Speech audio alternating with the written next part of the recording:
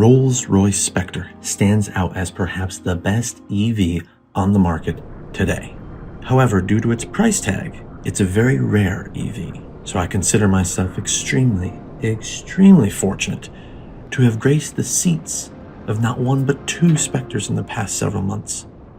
And during this time, we took the Spectre on many adventures through the woods, up into the mountains, to the Jersey Shore, and through downtown Manhattan.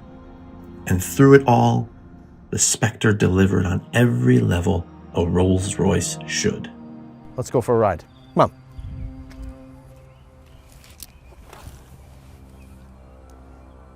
That's right, shut the door.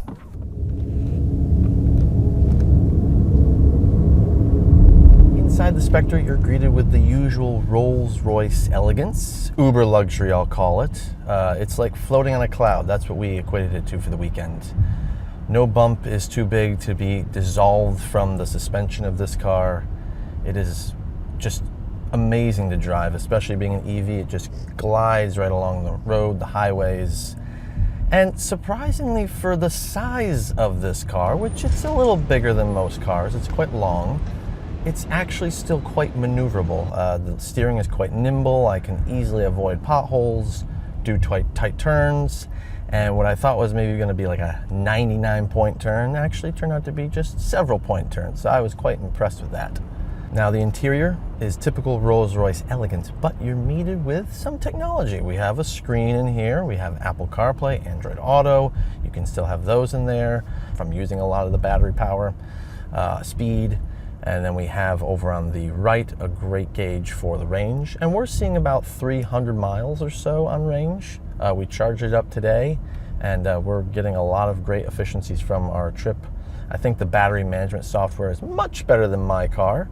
We're able to have the heat-cooled seats on, the air conditioning running, and we're still seeing quite good efficiency on this trip. Now, fear not.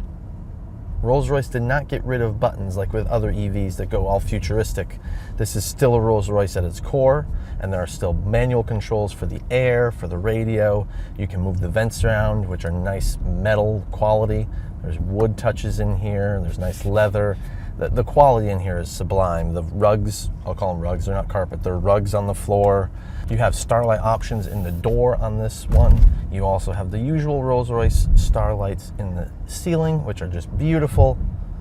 Usual Rolls-Royce touches in here. They didn't lose their identity with creating an electric vehicle. This car is still Rolls-Royce, but boy, with an EV, it's quite easy to just push it down and go. And it has this really kind of, it's eerie, but it's really, I'll call it maybe sophisticated eerie EV sound. I like it when you push for power. It's like wah, wah, wah, wah. That's my best impersonation of it. But there are still seats back there, and I bet you could still fit in them, unlike some other coupes or Grand Touring cars where they say there's two back seats and you're squished back there. And only like kids could fit back there comfortably. There is still comfort back there. There's still controls for your own air and everything like that. And you're still treated to the starlight and all those great Rolls-Royce accommodations. Now, if you're up front, you're treated to some nice cooled seats now. You could have heated seats, heated steering wheel, massage function.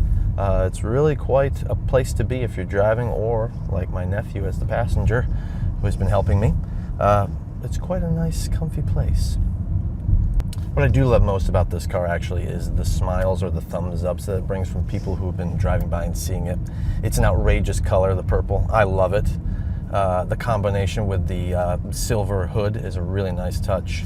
It's just such a really elegant looking car, but yet it's an EV, so it's great for maintenance. From that point of view, the charging issue, we had no issues with charging. It's actually quite a fast charging car. And really just the smiles it brings to people's faces, and just really being like, let them sit in it, let them take pictures of it, and really sharing that experience of people loving cars and enjoying cars for what they are, despite this being over $500,000. And that brings me to that point. The starting price for this Spectre is $420,000. This one, with the options in the paint and the star and the celestial options in the door, bring it up to $540,000. That is uber luxury. Now, mind you, there are multi-million-dollar cars out there, but in the Rolls Royce lineup, this, I think, could be the most expensive Rolls Royce. It's a lot of money, but it's a lot of car, right? If you have that money, you want luxury, you want an EV, you want something that screams luxury and elegance, and this is it for you, the Spectre. The Spectre is everything a Rolls Royce should be. Sophisticated, uber luxury, but yet this is a Rolls Royce for the modern age. It's an EV, and they knocked it out of the park. It is so efficient with the battery. It's amazing. With everything else going on in the car, it's incredible. And the Spectre is pretty spectacular, no pun intended. Rolls-Royce did a fantastic job, and we appreciate them giving us the opportunity to spend a few days with this amazing machine.